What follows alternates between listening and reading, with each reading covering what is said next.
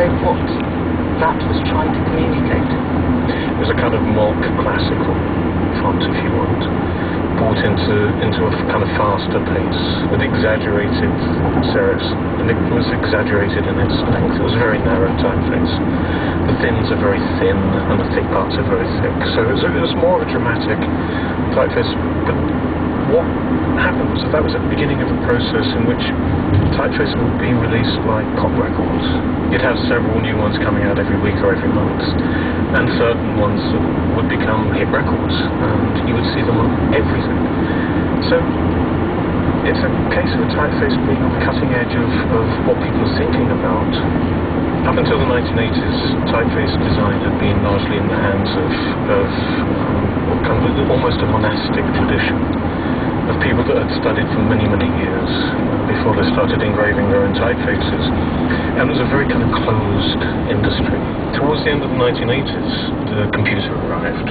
I mean, actually all my typefaces in the 80s were drawn by hand. So I'm not really a trained type designer. I'm more an image maker that happened to stumble into typography. So I've not been through the formal training myself.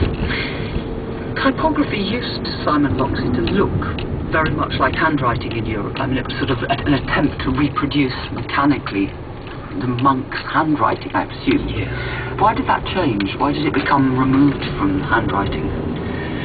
I think it was fashion, really. Classical poets were enjoying a flow in Italy, and the period that they were writing was the period around the time of the Roman Empire.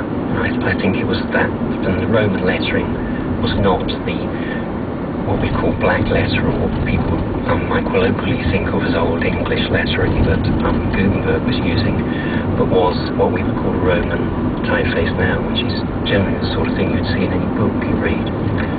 Neville Brody, your designs quite often used lots of different fonts on a page.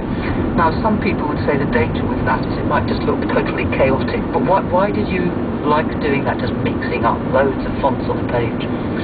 It actually started off as a challenge. I was working at Stiff Records, and a lot of type designers and people in design have a strong connection to the music industry.